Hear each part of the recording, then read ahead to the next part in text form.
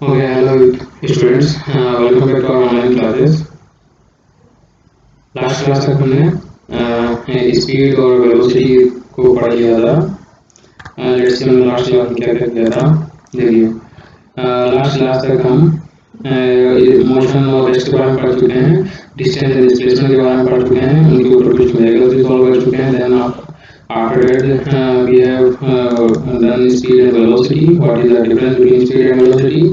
Then we have done uniform and non-uniform motion. We have seen what is uniform and what is non-uniform motion. After that we have seen the different types of motion and what is uniform and non-uniform motion and what are the features of uniform motion. Now we will start, we will do some methods based on these questions based on the average velocity and average speed. Average speed और average velocity के base पे हम कुछ questions करते हैं। उनमें से first question ये है हमारे पास में। Okay, let us see first question. It says a car, suppose that a car is moving along x axis as shown in the figure. यहाँ पे x axis के along सपोज करो जैसे यहाँ पर o पॉइंट बनाया है इसने, ठीक है। o पॉइंट से कोई कार जो है वो चलना स्टार्ट करती है along the x axis। along the x axis का मतलब हो गया कि सिर्फ ये एक ही डायमेंशन में, यूनिट डायमेंशन, वन डायमेंशन में कार जो है वो मोशन कर रही है, ठीक है। अब यूनिट डायमेंशन है, यूनिट डायरेक्शनल है और वन डायमेंशनल मोशन है। तो वन डायमेंशनल है प्लस साथ साथ में कह रहे हैं कि ये एक स्ट्रेट लाइन मोशन कर रही है। तो इसका मतलब हो गया कि इसकी जो टोटल डिस्टेंस होगी और वो टोटल डिस्प्लेसमेंट होगी वो दोनों की दोनों इक्वल होगी। नेक्स्ट क्या कहता है, as shown in the figure it moves from O to P in 18 seconds. अब ये कह रहा है O से ये जो पॉइंट P है, इस पॉइंट P तक ये 18 सेकंड्स में पहुंच जाता है। यानी कि इसको यहाँ तक आने में टोटल टाइम कितना लग रहा है, 18 सेकंड्स का टाइम। 18 सेकंड्स का लगा है, लेकिन इसने डिस्टेंस कितनी कवर करी है, 360 मीटर्स की। Then it returns from P to Q in 6 seconds.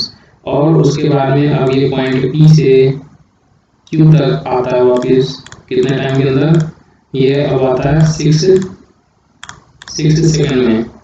18 second में O से P तक और P से Q तक आया 6 सेकंड के अंदर।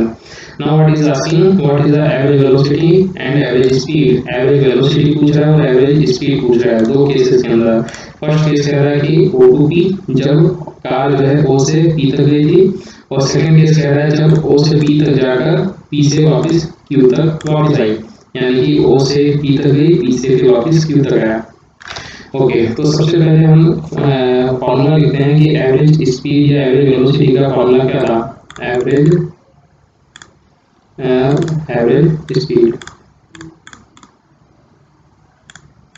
ठीक है। एवरेज स्पीड का क्या फॉर्मूला था, टोटल डिस्टेंस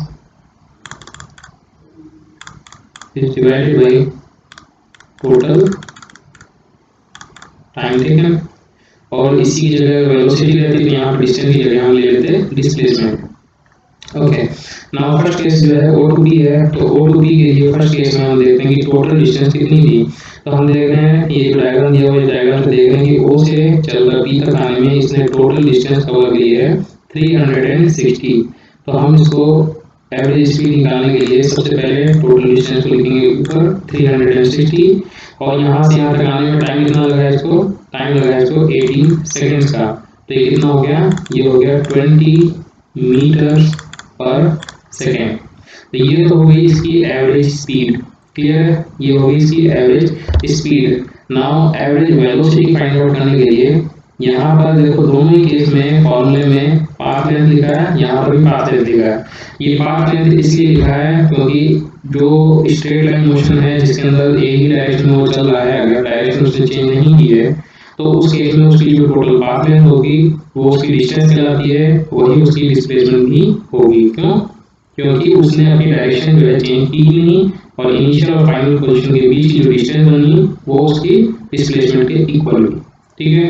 तो यहाँ पर इस केस में जो एवरेज वेलोसिटी जब हम कैलकुलेट करेंगे तो उस केस में टोटल डिस्प्लेसमेंट 360 ही रहेगा और टोटल टाइम हो जाएगा 18। तो उस केस में हमारे पास में एवरेज वेलोसिटी थी 20 मीटर पर सेकेंड निकल कर आएगी। तो इसका मतलब हो गया कि जब ऑब्जेक्ट एक स्ट्रेट लाइन में सीधे चलते जा रही है तो वहां पर एवरेज स्पीड और एवरेज वेलोसिटी की वैल्यू सेम रहेगी। अब नेक्स्ट क्वेश्चन कह रहा है कि जब ये ओ से पी तक गया और वापस क्यू तक आया तो ओ से पी तक जाने में टोटल कितनी डिस्टेंस हुई। सबसे पहले हम एवरेज स्पीड निकालेंगे, तो एवरेज स्पीड को हमने एस ए बी से डिनोट कर दिया। हाँ, तो अब यहाँ पे हम सबसे पहले फाइंड आउट करेंगे ओ से पी तक जाने में कितनी डिस्टेंस लगी। ये थी 360। फिर पी से क्यू तक आया तो टोटल कितनी डिस्टेंस हुई, तो पी पर थी 360 मीटर और क्यू का पॉइंट रीडिंग दिखा रहा है 240, तो इसके बीच की डिस्टेंस बची वो कितनी बची 360 में से 240 को माइनस करेंगे, that will B 120 divided by total time. तो टोटल टाइम कितना है, ओ से पी तक आने में इसको टाइम लगा था 18 सेकंड्स का, प्लस ऐड करेंगे पी से क्यू तक जाने में इसको टाइम लगा 6 सेकंड का। तो ये कितना हो गया, ये हो गया 480 इज डिवाइडेड बाय 24। तो इसका मतलब हो गया एस एवरेज या एवरेज स्पीड की जो वैल्यू आई है वो आ गई 20 मीटर पर सेकेंड, यानी कि ओ से क्यू तक जाने में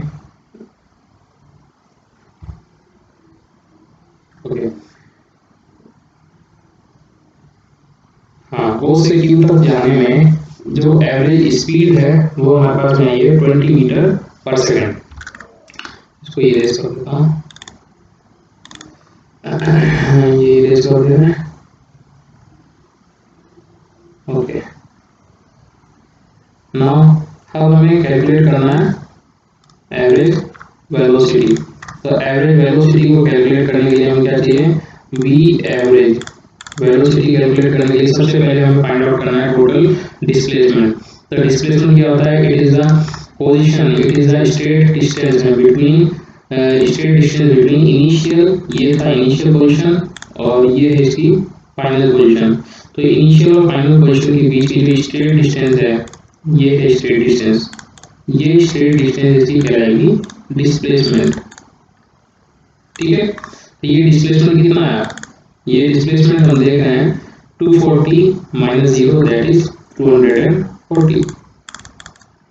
डिवाइड करेंगे टोटल टाइम को, तो टोटल टाइम कितना लगा, वो पहले ये गया ओ से पी तक 18 सेकेंड और फिर पी से आया क्यू तक 6 सेकेंड। तो इसका मतलब कितना हो गया 240 meters are divided by 24 second. तो ये हो गया 10 मीटर पर सेकेंड।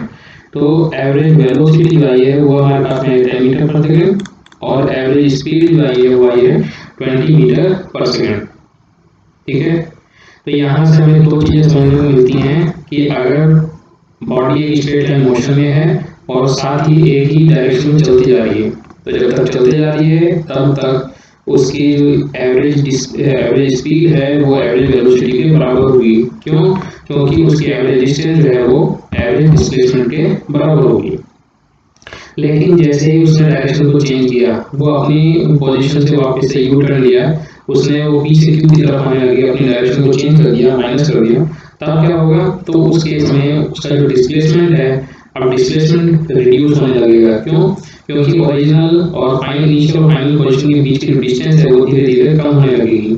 तो जब धीरे धीरे कम होने लगेगी इसका मतलब चेंज हो गया, तो इसका मतलब हो गया डिस्प्लेसमेंट चेंज होगा, तो उसके साथ साथ उसकी वेलोसिटी भी कम होती जाएगी, चेंज होती जाएगी। तो हम कहेंगे यहाँ पर जिसकी वेलोसिटी है वो चेंज हो रही है, जैसे ही उसने अपनी डायरेक्शन को चेंज किया उसने डिस्प्लेसमेंट चेंज होने की वजह से उसकी वेलोसिटी भी चेंज हो गई। स्पीड रहेगी 20 मीटर पर सेकेंड और स्पीड रहेगी सॉरी वेलोसिटी रहेगी 10 मीटर पर सेकेंड। ठीक है, नेक्स्ट ओके, नेक्स्ट क्वेश्चन कह रहा है non stop bus goes from one station to another station with a speed of 54 kilometer per hour. तो सबसे पहले हम दो स्टेशन बना लेते हैं यहाँ पे। Suppose this is station A, ठीक है, and it goes to station B. Station A से स्टेशन बी जा रही है नॉन स्टॉप बस है, बिना रुके जाती है। Okay, a non stop bus goes from one station to another station with speed of 54 kilometer per hour. तो ये कह रहा है कि ए से बी तक जाने में ये 54 किलोमीटर पर आवर का इतनी इसकी वेलोसिटी स्पीड जो है, इस स्पीड से ए से बी तक जा रही है। The same bus returns from the second station to the first station with speed of 36 kilometer per hour. अब ये कह रहा है कि ये सेम बस जो है यहाँ से वापस लौट रही है, लेकिन अब वापस जो लौट रही है वो 36 किलोमीटर पर आवर की स्पीड से लौट रही है। तो is asking find the average speed of the bus for the entire journey. तो एंटायर जर्नी के लिए टोटल इसकी एवरेज स्पीड कितनी होगी वो हमें फाइंड आउट करनी है। तो एवरेज स्पीड का फॉर्मूला क्या था, इसको मैं लिखता हूँ S, sorry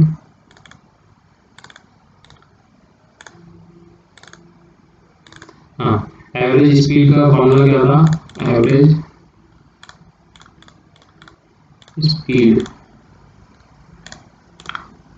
is equal to total distance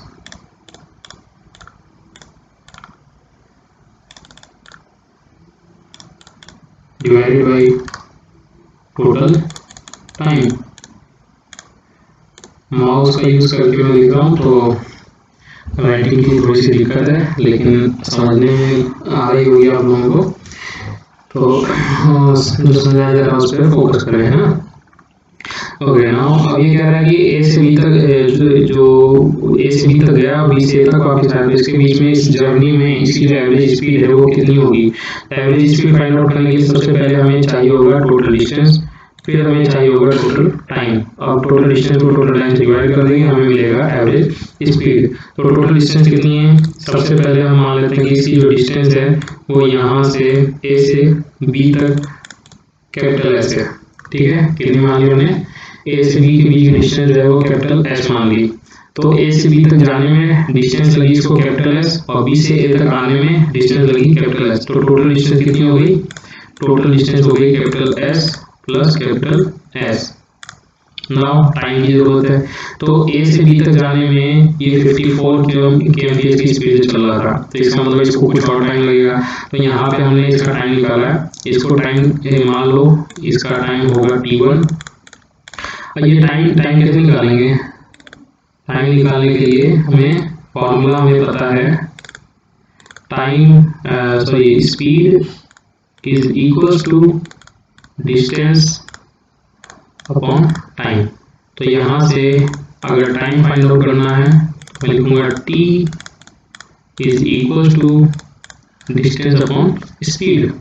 तो फर्स्ट ए से बी तक जाने में अगर टाइम जो लग रहा है उसको मैंने मान लिया कि t1 टाइम लग रहा है, तो टोटल डिस्टेंस तो लग रहा है इसको s डिवाइडेड बाई टाइम, इसकी स्पीड जो है वो कितनी है 54 किलोमीटर पर आवर। तो इतने आवर्स का टाइम जो है ए से बी तक जाने में लगा, और फिर बी से ए तक आने में इसने स्पीड अपनी चेंज करी, तो हम कहेंगे कि एस ओके हम क्या कहेंगे कि total distance s is divided by इसकी एवरेज स्पीड कितनी थी 36 आवर्स की। तो अब हमें t1 पता चल गया, t2 पता चल गया, तो टोटल टाइम कितना लगेगा, टोटल टाइम के लिए हम कहेंगे कि total time is equal to t1 plus t2, t1 plus t2। तो जब हम इसका एलसीएम लेके इसको ऐड करेंगे तो हमारे पास में कितना आ रहा है, टोटल टाइम की वैल्यू आ रही है 5s डिवाइडेड बाई 5s है ये, 5s divided by 108 hours.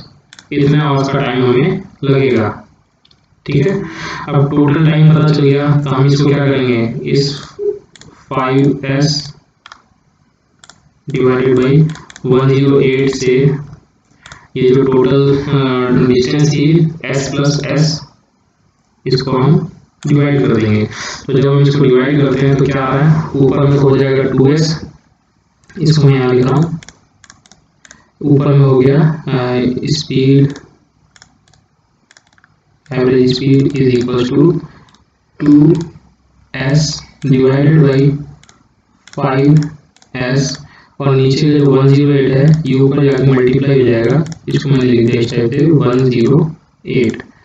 S और एस कैंसिल हो गया, ठीक है, ये 2 था, और इसको जब मल्टीप्लाई करेंगे तो ये आएगा 216 डिवाइडेड बाई 5।